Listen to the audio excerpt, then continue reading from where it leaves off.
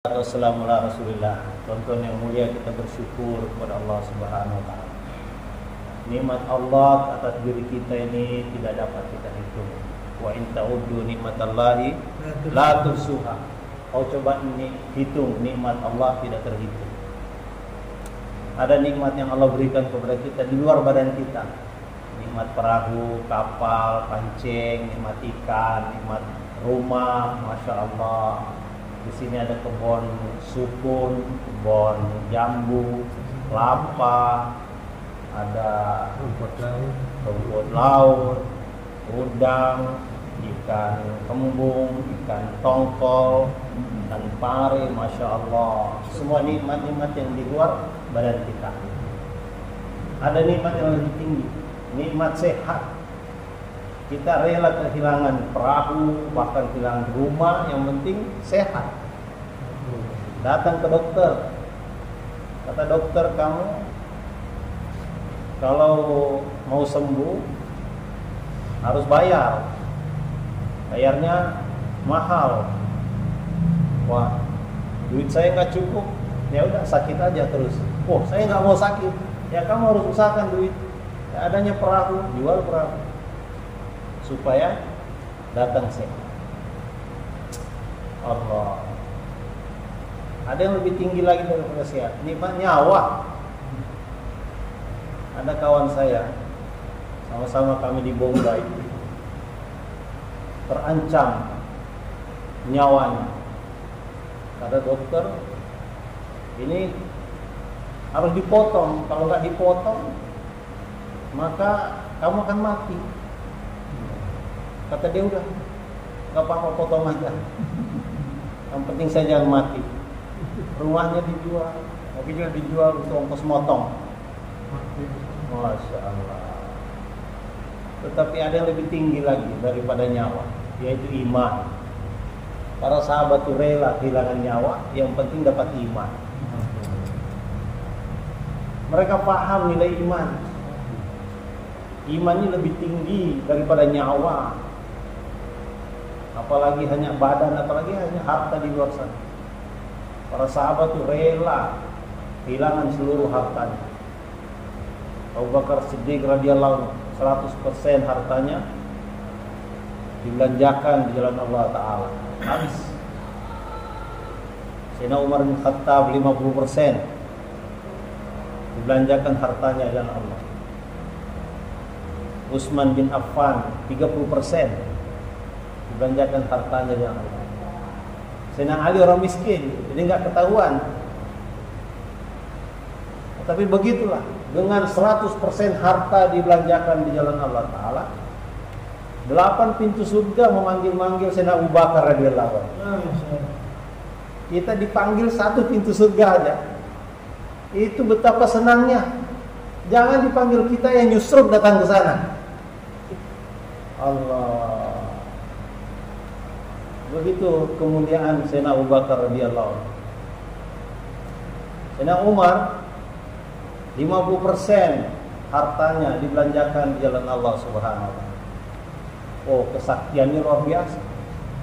Gempa yang melanda kota Madinah itu dengan diinjak bumi Madinah. Hei Madinah, saya ini Umar bin Khattab. Apakah saya memerintah tidak dengan adil? Diamlah kamu.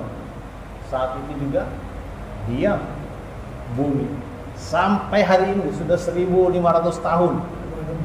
Nggak pernah gempa lagi. Oh. Allah. Ketika lahar mengalir dari Jabal Harra,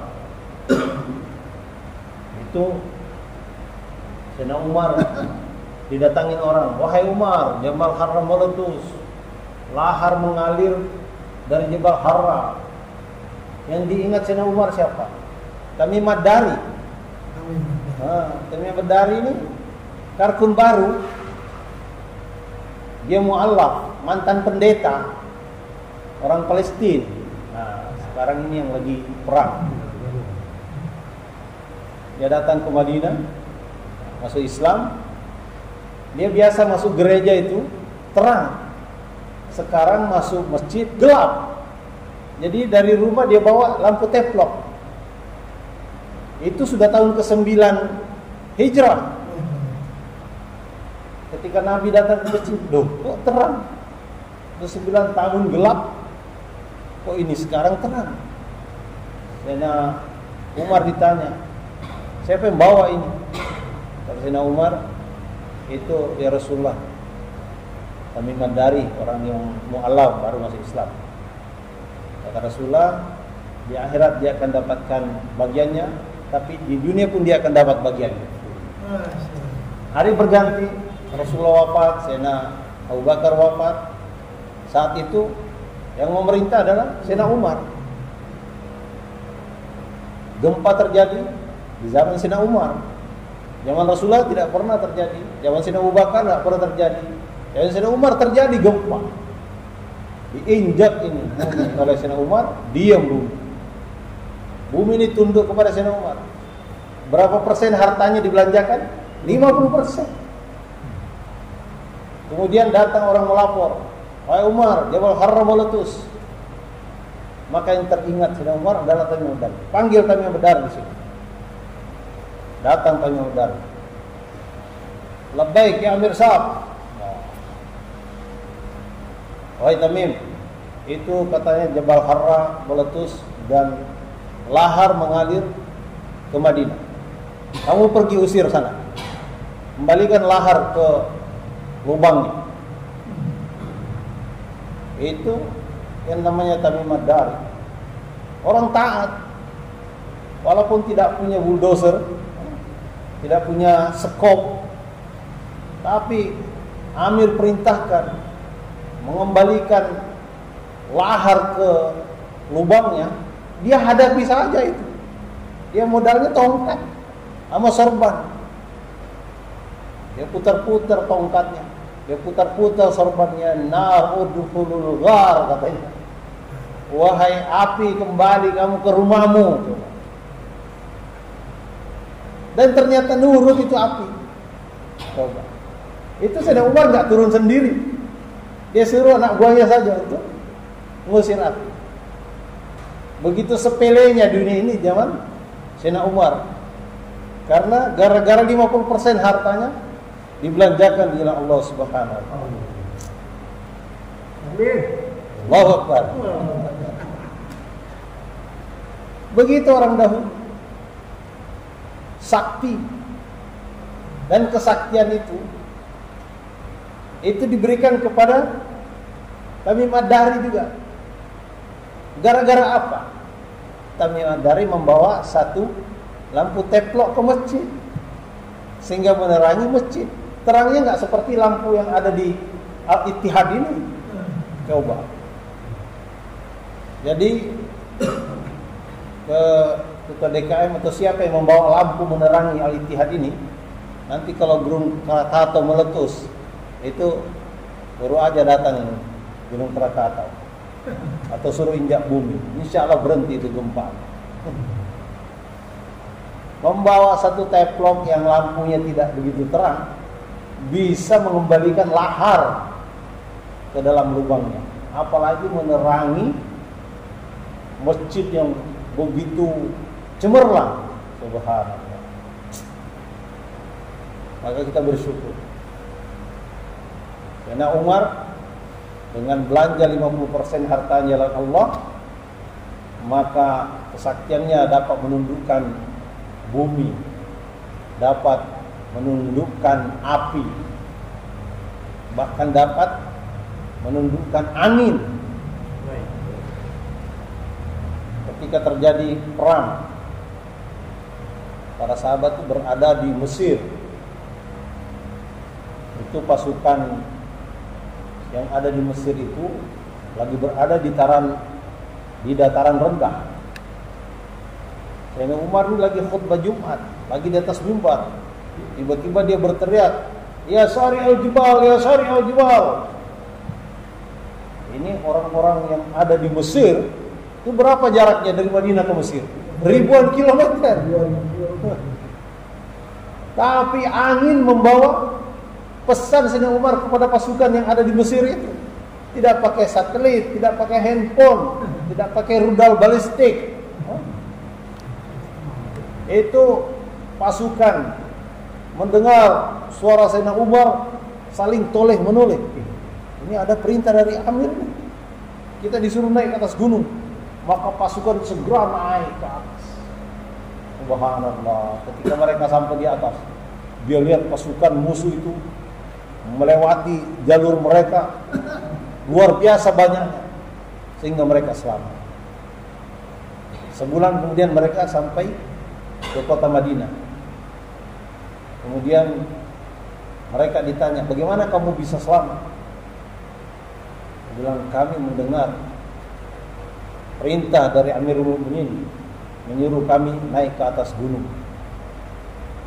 Maka orang yang bertanya ini ingat-ingat, oh sebulan yang lalu itu saya mendengar Sayyidina Umar itu berkata-kata aneh dari di atas mimbar itu. Tiba-tiba dia berteriak, ya Sari al-Jibal, ya Sari al-Jibal. Gak ada hubungannya dengan materi khutbah yang dia sampaikan. Kok tiba-tiba dia ngomong suruh naik ke atas gunung. Ternyata kamu ini yang disuruh naik ke atas gunung. Baru makhluk keadaan yang terjadi orang itu. Itulah hadirnya mulia. Sayyidina Umar membelanjakan 50% harta. Bahkan sungai juga tunduk kepada Sayyidina Umar. Bayangkan, sungai tunduk. Di zaman pemerintahan gubernur, siapa namanya? Gubernur Mesir, Amr bin As. Amr bin As kirim surat kepada Khalifah Umar. Wahai Umar, ini Mesir dilanda kekeringan, kemarau. Sudah berbulan-bulan tidak turun air. Maka mohon buatlah usaha agar air ini kembali untuk menghidupkan Mesir ini. Sungai telah merosot jauh, hampir kering airnya.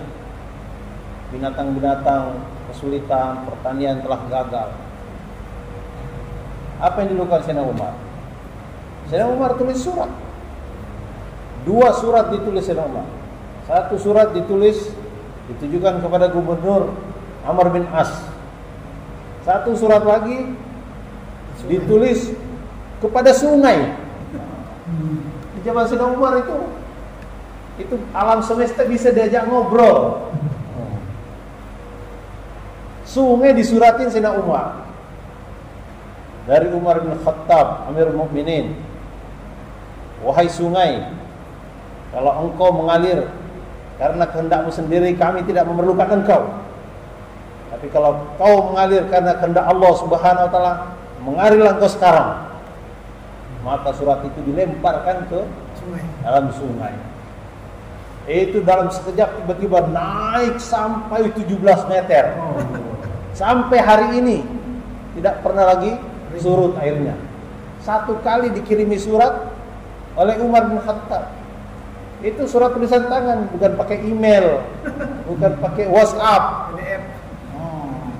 Enggak pakai file PDF. Tulisan tangan Sayyidina Umar radhiyallahu anhu.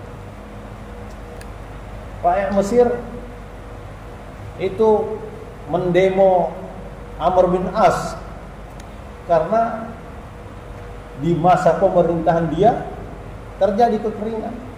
Tapi Amr bin As paham mencari solusi, tanya kepada Amir Sa'd. Memang orang-orang Mesir itu suka demo. Jadi kalau ada orang suka demo, itu niru orang-orang Mesir. Bahkan Fir'aun pernah didemo oleh orang Mesir. Sama kejadian, kering kerontang. Tidak ada air turun. Yang namanya binatang-binatang ternak sudah mulai berjatuhan. Sawah ladang tidak ada lagi air. Ada satu orang provokator bilang, "Hei, itu kan Fir'aun katanya ngaku sebagai Tuhan. Kalau Tuhan itu pasti bisa turunkan air. Wah, kata dia mulai datang 1 orang 2 orang. Katanya Fir'aun itu Tuhan, pasti dia bisa turunkan air. Kita ini udah berbulan-bulan kekeringan gak ada air, maka kita harus datang demo kepada dia. Wah, datanglah tuh rakyat satu negara. Mungkin kalau sekarang itu pakai spanduk, pakai pamflet, bawa bendera-bendera, tulisannya, wahai Fir'aun, turunkan hujan. Wah. Katanya kamu ini Tuhan, turunkanlah hujan. Itu di luar istana itu riuh rendah suara demonstran.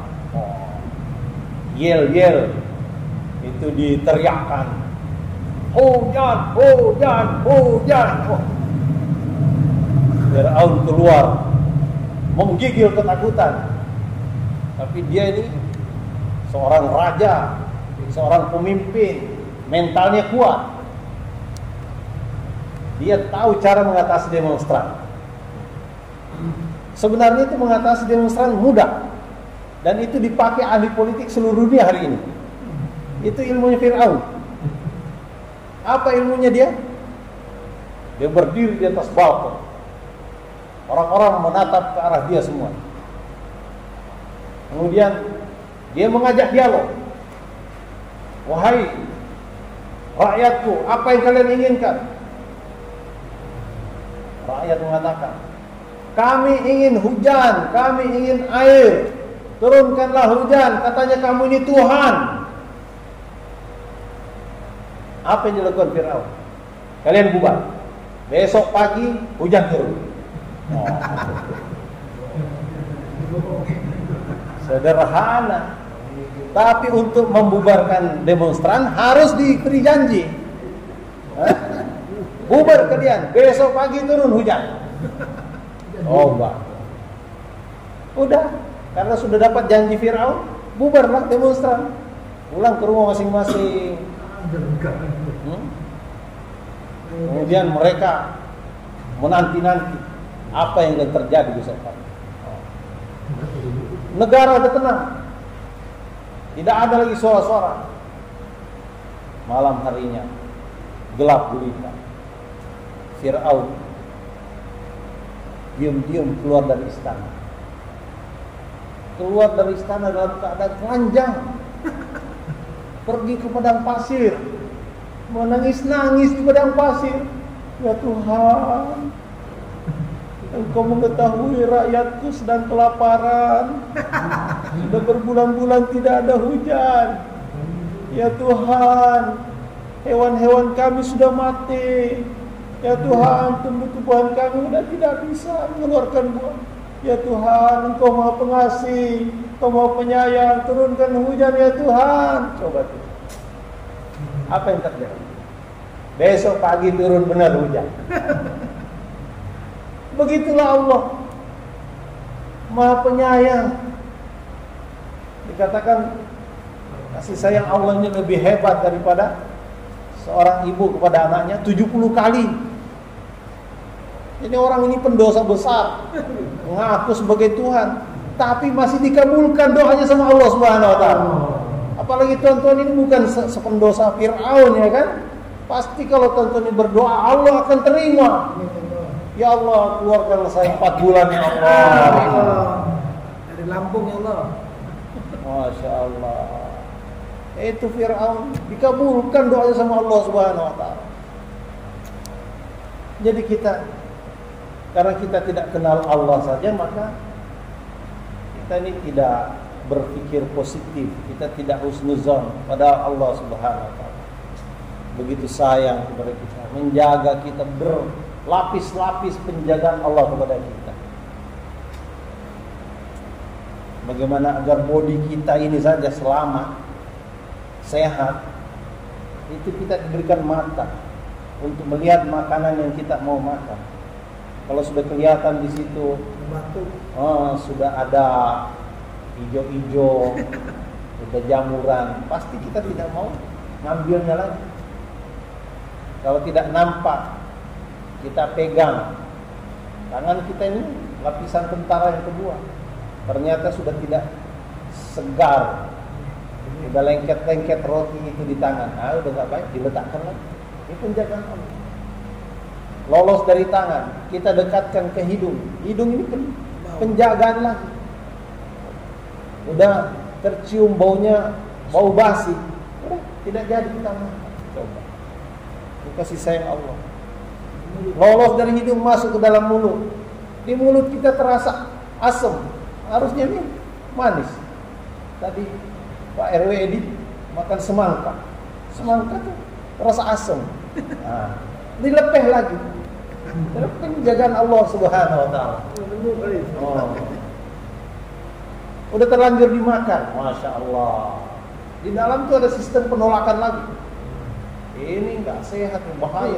Itu dimuntahkan keluar. Berlapis-lapis tuh. Atau udah terlanjur masuk ke dalam. Wah, berontak di dalam nih. Apa ini ada benda yang tidak sehat? Langsung kabur ke belakang. Coba, berlapis-lapis untuk menjadi penjaga daripada body kita ini saja. Mahal body kita yang hadir. Coba. Di Kamboja kami ini ketemu orang Indonesia. Jauh sekali dari Jawa Timur pergi ke Kamboja. Apa kerja di Kamboja? Itu jadi kuli bangunan. Saya bilang, ya Allah, jauh betul jadi kuli bangunan di Kamboja. Katanya dijanjiin kerjaan kantoran, tapi sampai di Kamboja yang janjiin kerja itu hilang. Jadi udah, apa saja yang bisa dilakukan untuk bisa bertahan hidup. Kita ajak ke masjid, susah betul. Banyak alasannya. Saya bilang, saudara, coba perhatikan nikmat Allah atas dirimu. Allah kasih kamu mata bisa melihat. Ada orang dikasih mata tidak bisa melihat. Kamu ini dikasih mata oleh Allah, dua mata kamu ini, dua-duanya bisa melihat. Pakai ke jalan Allah, pakai ke rumah Allah. Allah sayang kepada kamu. Banyak alasannya ini mau gitu. Dia bilang, kamu tuh bilang kamu miskin, kamu harus kerja keras. Yang menciptakan rezeki itu Allah. Kenapa enggak mau datang kepada Dia? Kamu gunakan mata kamu tuh. Mata kamu tuh mahal harganya. Mau enggak kamu jual mata kamu itu 10 juta? Enggak mau. Saya bilang, di Jambi saya ketemu orang kaya. Kalau ada orang mau jual matanya 100 juta, dia mau beli. Kamu punya dua mata, kamu jual satu aja 100 juta. Ada nggak di sini yang mau jual matanya 100 juta? Hah? Kan ada dua, satu masih bisa melihat. Nggak mau dia. Ya udah, saya tawarin. Mungkin ada yang mau 1 miliar, mau nggak? Kamu langsung jadi orang kaya. Itu dua mata kamu. Nggak mau juga 1 miliar, 1000 juta itu. Kamu bilang tadi kamu miskin, kamu susah. Ternyata kamu kaya. 1 miliar aja kamu nggak mau jual mata kamu. Padahal kamu punya dua. Nggak mau, kan? Ya. Di mana miskinnya kamu? Kamu diberi pendengaran, kamu bisa mendengar. Kamu diberi mulut, bisa bicara. Diberi tangan, bisa bekerja. Diberi kaki, bisa berjalan. Coba. Jumlah rambut di kepala kamu saja, itu berapa jumlahnya? Nggak tahu. Ada orang yang menghitung jumlah rambut di kepala itu. Setiap orang rata-rata 100.000 helai, 100.000 lembar. Ada ini saudaranya Pak Dede pergi ke Korea untuk transplantasi rambut karena kepalanya botak, malu kepalanya botak. Berapa harga 1 lembar rambut? 30.000 rupiah.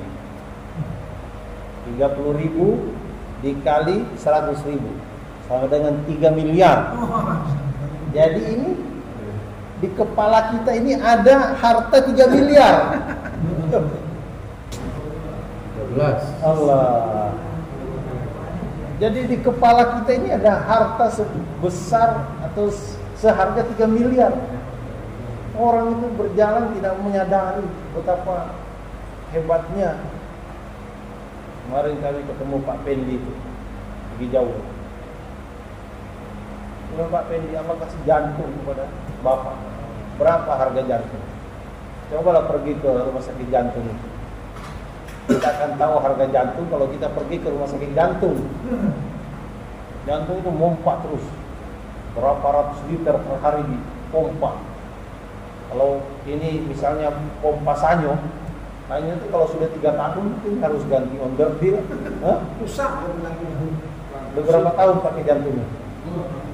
60 tahun. Sudah 60 tahun. Nggak pernah ganti onderdil kan? Apa? Oh, batu. Lebih dulu. Harga Sanyo itu berapa? Luar biasa. Dia jadi 27. Oksigen nih kita hirup. Oksigen nih tiap hari kita menghirup udara. Itu rata-rata per hari 11.000 liter oksigen. Saya pernah searching itu berapa harga oksigen 1 liter? 2 juta. 2 juta kali 11.000 sama dengan 22 miliar.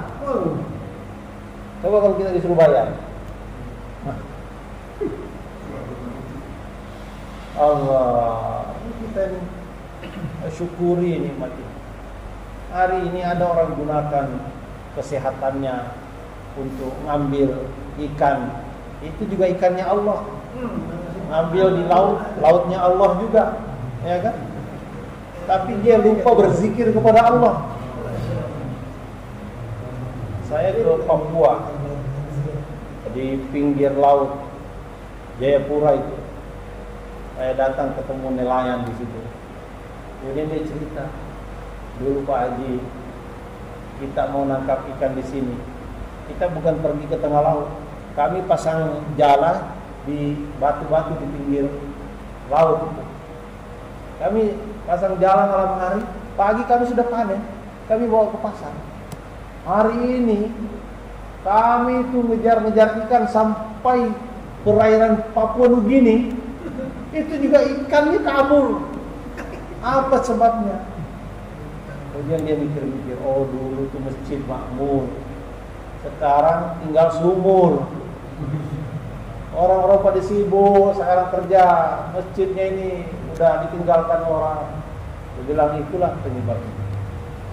Karena Nabi dikabarkan oleh Allah Ta'ala, ini perintah Allah kepada alam semesta ini, kepada dunia, ya dunia ikhdimi man khadamani wastakhdimi man khadamani. Wahai dunia ini, wahai ikan-ikan, wahai kebun-kebun, wahai sapi, ternak, wahai kambing, wahai kantor, wahai pabrik, wahai dunia, ikhdimi man khadamani, tunduklah kamu kepada orang yang tundukkan dirinya kepada aku. Wastakhdimi man khadamaki, dan perbudaklah orang yang tunduk pada kamu. Ini perintah Allah. Jadi orang itu kalau tunduk pada ikan akan memperbudak dia, kejar sana, kejar sini, kejar sana, enggak ada. Tapi kalau tundukkan diri kepada Allah yang menciptakan ikan, itu ikan akan loncat sendiri ke perahu. Maka insya Allah kita tundukkan diri kepada Allah supaya alam semesta yang berkhidmat kepada kita, sehingga kita bisa pakai keluar dari Allah Subhanahu wa taala. Latihannya 4 bulan. Siapa niat insyaallah? Agustus. Terima. Subhanallah bihamdihi subhanallah.